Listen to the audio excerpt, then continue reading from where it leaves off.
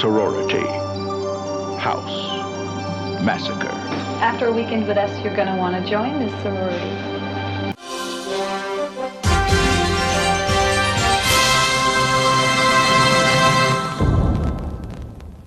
Hello, fellow followers. Welcome back to FanZcene. Greg here, and today I have for you my Blu-ray movie review of Sorority House Massacre. This was just released by Scream Factory. It's an exclusive to the Shout Factory website. Only 1,500 copies were made, so if you want to get a hold of it, I suggest you get a hold of this one because this one is really good. I will put a link in the description down below to the Shout Factory website so you can go pick up this title. But this has been previously released on Blu-ray before by Scorpion Releasing, which were only 1,200 units they released it as. But with this Scream Factory release, it has a new 2K scan of the original camera negative, and it looks beautiful, guys. It really does look beautiful, and I want to show off, as I do, the case and the cover art and everything before we get into the movie and what it's all about and the special features. So here's the front of the cover here. The classic poster art. You gotta love that titillating tease. And then we have the back here, and I'll go over the special features here in a minute after I open it up and show you guys inside. It does come with artwork on the inside there. Let me get the disc out for you guys. There's the artwork on the inside there. Looks great, looks great. As for the special features, like I said, it contains a new 2K scan of the original camera negative, and the scan looks great. When it gets a little dark, it does get a little more grainier, but I like that personally. I think it's very clear. Probably one of the best transfers I've seen from these releases that they have exclusive next to Space Truckers. Them two are probably the best transfers I've seen. It contains new A Nightmare on Sorority Row, Remembering Sorority House Massacre, interview with actor Angela O'Neill, who plays the lead character Beth in this movie. It also contains another new featurette called A Slash Course in Terror, Inside Sorority House Massacre, interview with author/film historian Amanda Reyes, and it also, this isn't new. I think this might have been on the last release, but somebody have to fill me in on this, but this is something I really love. It contains the extended UK VHS cut with additional footage. Now, I did go through the VHS UK version here. I love it. It's like presented 4:3. It's got the lines at the bottom. It looks like you're playing a VHS. It was beautiful. As somebody who loves VHS, it's beautiful. The extended stuff is nothing really special in that. It's just more character development scenes. The one scene that I really, really wish they would have kept is when they're all like in the sorority watching a movie. The movie they're watching is like an old, it's like you can tell it was shot for the film. It's an old black and white film that looks like a Roger Corman movie from the 50s, which Roger Corman is a producer on this. So that's a great scene. But it also contains Sorority Pledge, interview with executive producer Roger Corman, Sorority Sister, interview with actor Nicole Rio, and Sorority Brother, interview with actor Vinny Balancio, and the original trailer. So that's all special features. As far as the movie goes, this movie is actually not considered to be one of the better like Massacre movies. It's sort of a spin-off of Slumber Party Massacre. Personally, I really enjoyed this one. The movie essentially is about this character, Beth, who just recently lost her aunt, and she goes into this sorority house on Memorial Weekend because all the sorority sisters are leaving except for her three friends that they have. So her three friends and her are going to stay in the house during the Memorial Weekend. And as soon as she enters the house, she starts having nightmares and like weird, like almost Nightmare on Elm Street type nightmares about something that happened in this house that she can't place. It feels like she's been there, sort of like deja vu. And then we meet a psychiatric patient who is going crazier in his little padded cell, and he ends up breaking free and making a beeline directly towards the sorority house because as Beth is dreaming of this guy. And it all comes together into it, and we really get to know each of these sorority sisters.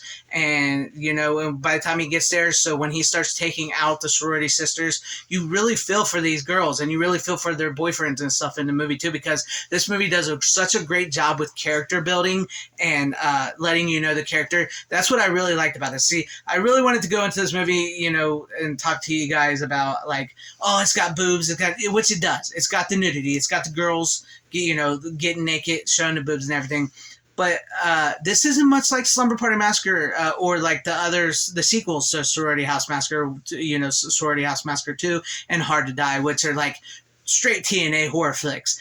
This is a much more complicated, interesting horror flick, and I really enjoyed it. And I found myself actually liking it a little more than Slumber Party Massacre, the original.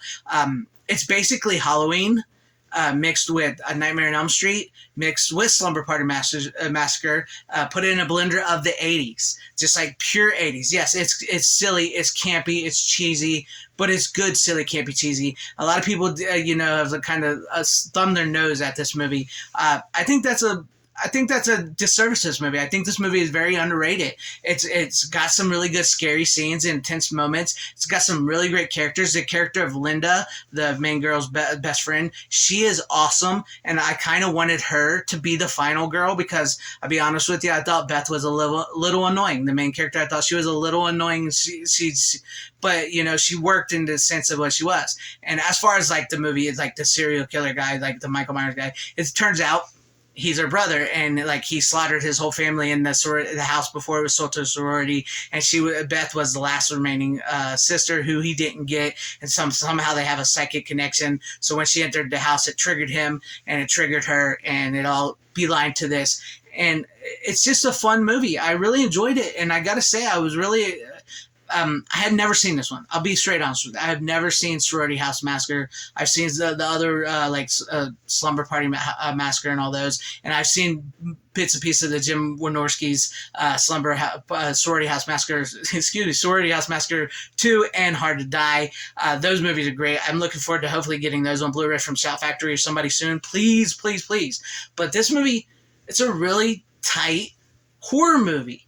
It's great. It's not trying to reinvent the horror slasher genre. It really plays well into all the slasher horror genre tropes, and I think that's done on purpose. And I want to say it kind of feels real because like these girls are not like the most beautiful girls, but they're very beautiful girls. They're very 80 girls, and their boyfriends are like some of the nerdiest guys I've ever seen in my life. It's like guys.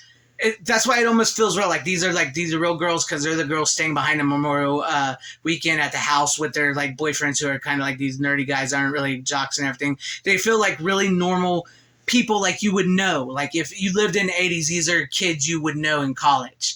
And that makes it so much more interesting and fun.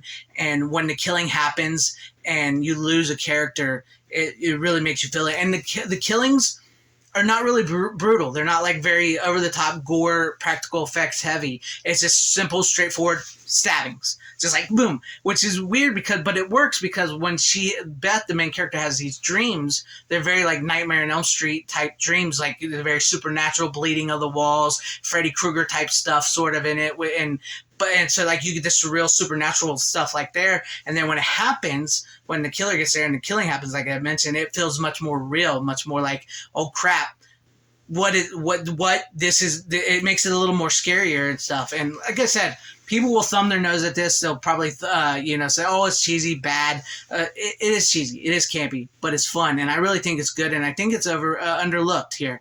I think it's very underrated, and I may like this better than Slumber Party Massacre. I just may. And I'm really, really glad I picked this one up. Thank you, Scream Factory, Shout Factory, for this.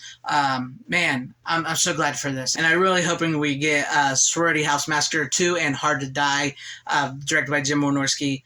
Look forward to those. Looking forward to seeing some good TNA in those, because that's the fun of the sequels of these movies. The first ones are always like the scariest, like the more intense. The sequels, that's where it gets fun with the nudity and everything. But if you guys want to pick it up, I highly suggest it. Get it before it's gone.